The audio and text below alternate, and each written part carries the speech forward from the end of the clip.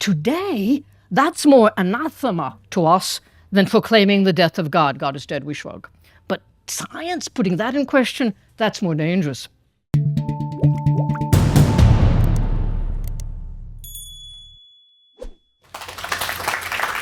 A talk about creating the meaning of life is like treating Nietzsche as a plush doll, mascot. More people read Nietzsche than one tends to imagine. He appeals across the board, left and right, in politics, charming both radical and conservative thinkers.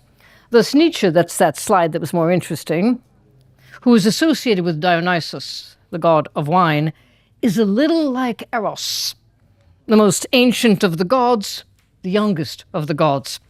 There have been novels about Nietzsche, films about Nietzsche like Nietzsche Wept, not exactly a great film, but anyway, The Turin Horse, which is actually not about Nietzsche except the title, and there are Nietzsche finger puppets, I don't have a slide, and a small industry of fantasy Nietzsche portraits, one of them more kitschy than the other. There are best-selling pop readings of Nietzsche, not all of which are true to his thought, but arguably, more than any other philosopher, Nietzsche, despite his radicality, appeals to people from all walks of life, not just at university, and an appeal that shows no signs of diminishing in more than a century since his death in 1900. In fact, contrary to some of the arguments and suggestions that sometimes people make, Nietzsche can guide us in epistemological questions concerning how we know. He has a philosophy of science. He makes the claim that he's the first to raise the question of science, first ever, as a question. He has a negative epistemology, all kinds of things there are not. And, of course, there's the moral question. There's the ecstatic and scandalous and actually a very good film, but it's in Italian, Liliana Cavani, Beyond Good and Evil, Al di là del bene e del male. Nietzsche also has existentially insightful words for the lonely, he was lonely himself, and reflections, well observed, if not always comfortable, on woman, and he's invaluable on hermeneutics, on what it is to read an ancient text, or on the nature of history and archaeology, or theology, after our changed relation to deity. God is dead. And he offers an important philosophy of time and eternity, which is what I'm talking about today. Nietzsche is a philosopher for everyone. Anyone can read him. Every college professor, I know of no exceptions, thinks they know what he says, whether agree or don't agree. A philosopher for those questioning sacred cows, Nietzsche says exactly facts or what there is not, while questioning religion and politics. And, of course, he poses a demonic dilemma, amor fati, the thought of the eternal occurrence of the self-same. I wrote a book, 3 books in one, never do that, a book about Leonard Cohen's Hallelujah and Katie Lang's cover of Hallelujah, quite in keeping with the ethos, I think, of how the light gets in. I add questions of male and female desire. I make the case, in addition to a philosophy of technology and social media, that'd be adorned of the second part of the book, that all of us see the world through men's eyes. Male, female, trans, really doesn't matter. Just to raise the question of the relation Nietzsche argued between tragedy, which is the third part of the book, music, little Beethoven, and life affirmation. The programmatic description of this talk, Creating the Meaning of Life, says, I quote, didn't quite write this, we should affirm life and all the suffering that comes with it, create our own meaning in life in the spirit of Friedrich Nietzsche. Questioning truth, raising the question of science as a problem, I already said, was what Nietzsche did. Today, that's more anathema to us than proclaiming the death of God. God is dead, we shrug. But science, putting that in question, that's more dangerous. We believe in science. We can actually add a little TM, because science today is an industry, a corporate affair. Speaking against positivism, that's the title for what he writes, he says, facts are exactly what there is not, only interpretation. So, no facts, just interpretation.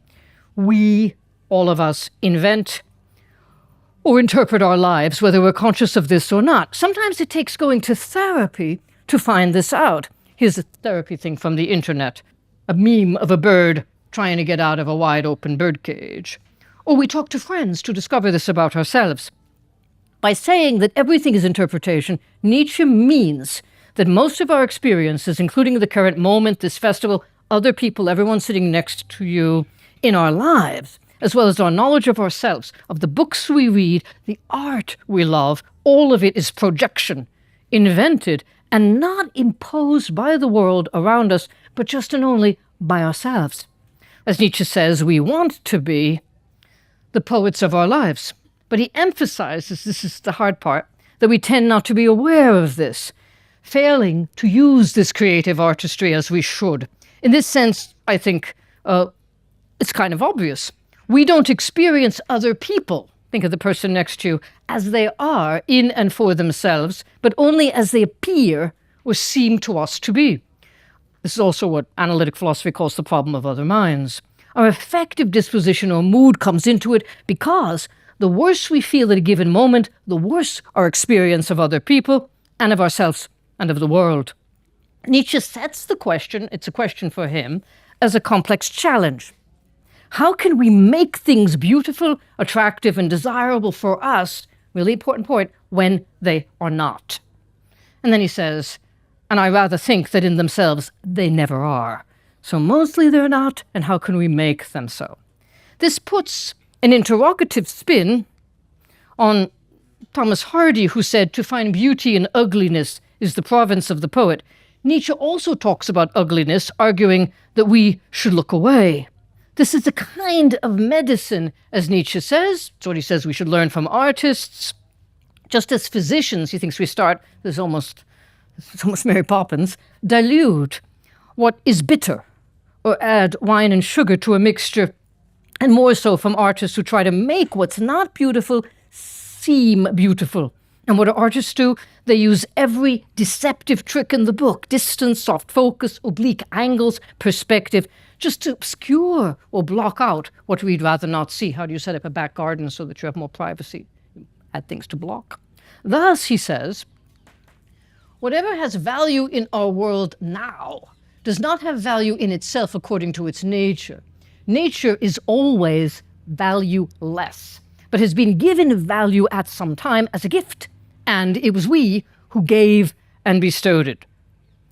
And he continues, this is just little art right in there of how we do that, how artists do that.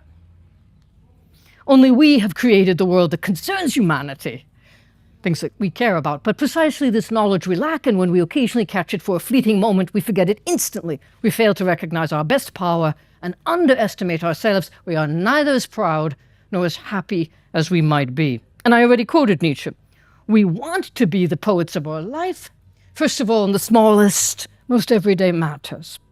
Now, to create a meaningful life, or life one personally finds satisfying or good or beautiful, one has to begin by recognizing one's creative power for good and ill, and it can help to have forbearance, kindness, treat yourself well. To continue watching this video, click the link in the top left or in the description below.